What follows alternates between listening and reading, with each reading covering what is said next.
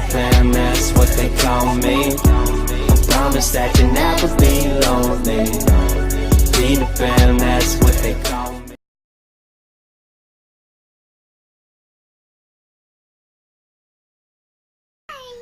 Don't forget to subscribe. Bye. Bye. Bye. Come back again. Bye-bye. Good evening guys! Welcome back sa channel namin, Fun with the Cruises. This is Jess. Another video, ang i-share ko na naman sa inyo at another recipe. Ang gagawin ko is, ita-try ko gumawa ng low carb na bread gamit ang almond flour. So, ito lang yung ingredients. Almond flour, eggs, 7 eggs ang gagamitin ko. At ito yung ginagamit ko para sa mga cakes ko. Very low siya, guys. Lahat naman 'di ba ng butter very low. Ayan, nakita niyo 0.5 siya. So very siya, good siya. Ito lang ginagamit kong brand kasi very nga siya, soft. Kahit hindi ko na siya Tapos yan, may salt and baking powder tayo.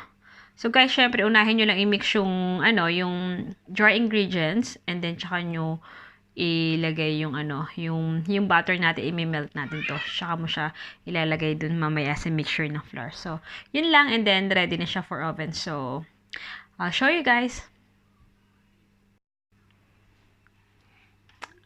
Ayan guys, so mag-start na tayo. Lagay lang natin to yung egg.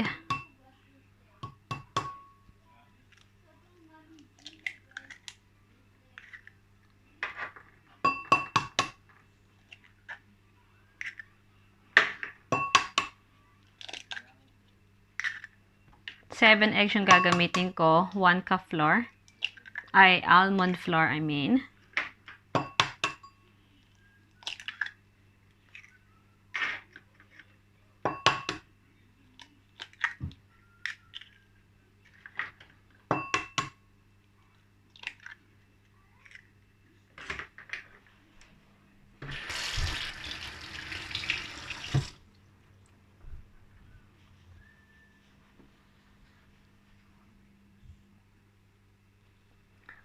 So, yan. Andito na yung egg natin. Ibibit lang natin siya.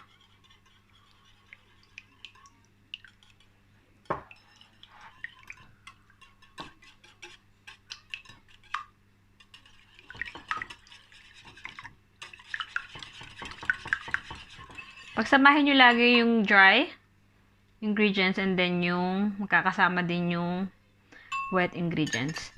So, ito yung yung butter ko. Half cup lang to. Minelt ko na siya. Kasi mix lang natin siya dyan.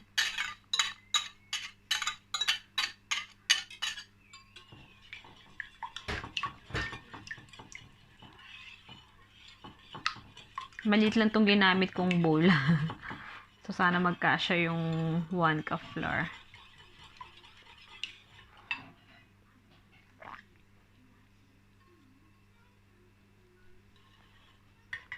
Lagay pala muna natin ito bago ko siya i-mix ng 1/4 teaspoon na baking powder and 1/4 teaspoon ng salt. Mahirap buksan tong baking powder ko eh. Ayan. So, 1/4 lang. Ganyan lang. And then 1/4 teaspoon ng salt. So, ang ginagamit ko is ito. Himalayan pink salt. Kahit ano namang salt pwede.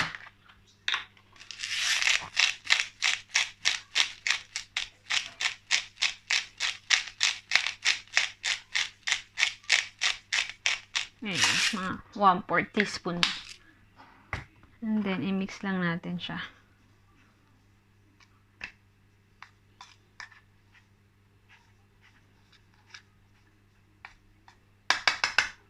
Tapos, ang ginagawa ko kasi gusto ko gradually ko siyang himini-mix.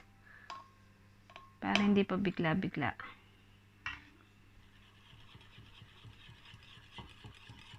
Para pag may buo-buo, madudurog nyo siya. Hindi na ako gumamit ng standing mixer. Pwede naman kasi siya i-hand kasi 1 cup lang naman to. 1 cup lang naman yung almond flour na gagamitin natin. Also, bago pala nyo gawin to, nakalimutan ko, mag-preheat na kayo ng oven nyo ng 180 degrees para medyo warm na siya. So, i-bake natin siya sa 180 degrees.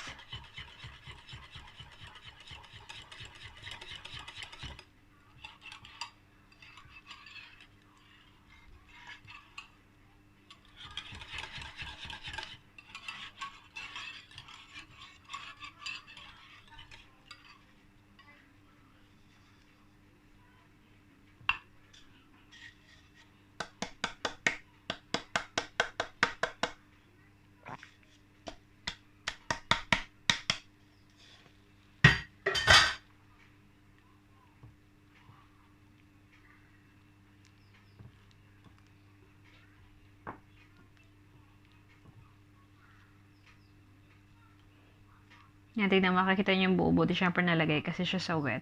So, durug-durugun nyo lang siya. Para pag minix nyo, hindi siya mag-ano.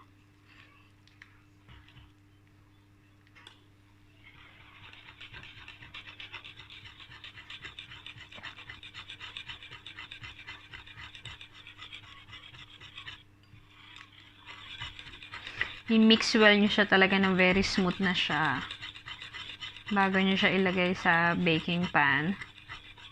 Or kahit saan pwede nyo ilagay sa oven. Ako gagamitin ko lang siguro yung Pyrex ko.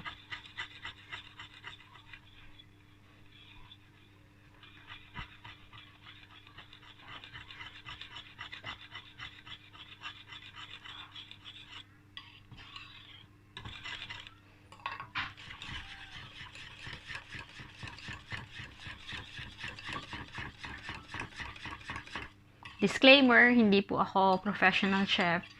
So, ayan. Gusto ko lang i-share sa inyo itong recipe ko. Hindi ko recipe actually. Nakita ko lang din siya. So, ginaya ko lang. Ayan.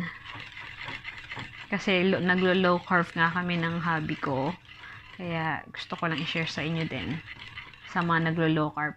Guys, magkaiba ang low carb sa keto ah. Hindi ako nagki-keto. They're similar, but they're totally different. Sa mga nagtatanong.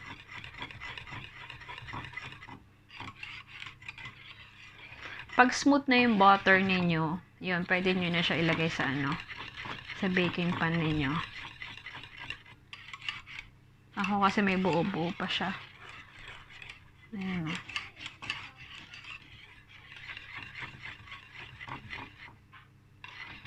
Ito, pwede nyo to lagyan ng ako lalagyan ko siya actually ng chia seeds. So, almond with chia seed. Pero wala akong nilagay na sugar. So, lalagyan ko lang siya na ganyan. So, para siyang 1 teaspoon chia seeds. Lalagyan ko siya konting, optional to guys itong chia seeds. So, ito yung once na nailagay sa sa water, nag-i-evolve siya, lumalaki siya. Optional to, nasa sa inyo naman yan. Gusto ko lang may chia seeds.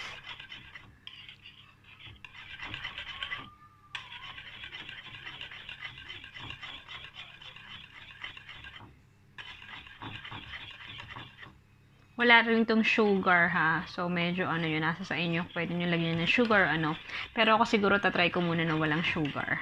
So, next time ko nagagawin yung may sugar. So, ayan. Smooth na siya. Lalagay ko na siya sa aking Wait lang.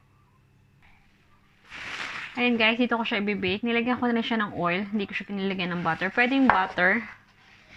So, ayan. Kasi-spread ko lang tong oil. Para hindi siya dumikit mamaya. Pwede naman butter, pero hindi na ako kumuha ng butter. So, oil lang siya. Rapis oil ang ginagamit ko. Para sa mga low carb nga. So, ayan. So, ito na yung natin, mixture natin. Lagay lang natin siya dyan.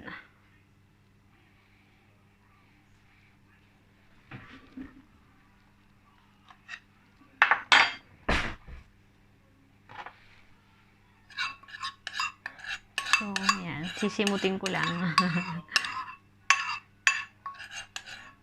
Ayan.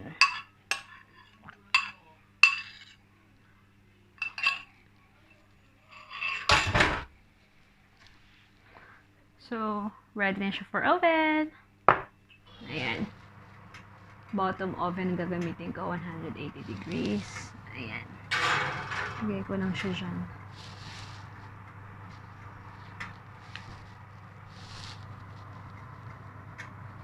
And then,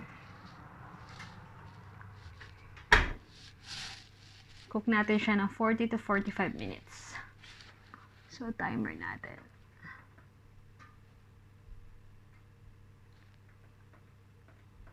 To 45.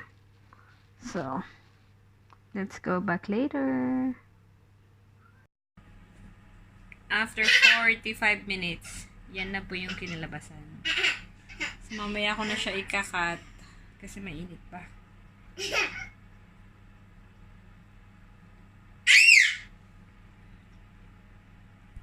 Ayan, kinat ko lang siya. So, ayan.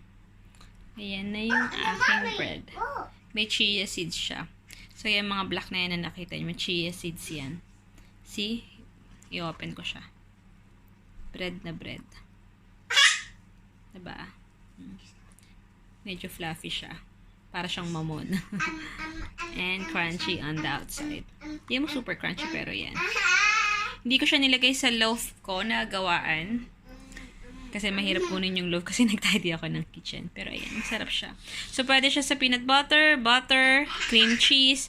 So, yun. Yun lang naman normally na pwede. Almond butter.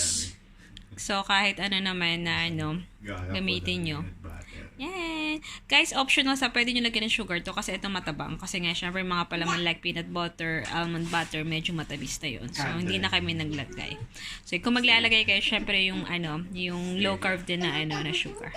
So, I hope you guys try this recipe and enjoy and leave a comment down below. And kung may mga gusto pa kayo ipabake sa akin or ipaluto, I will try to do it naman. Thank you! Grace, I'm going to be able to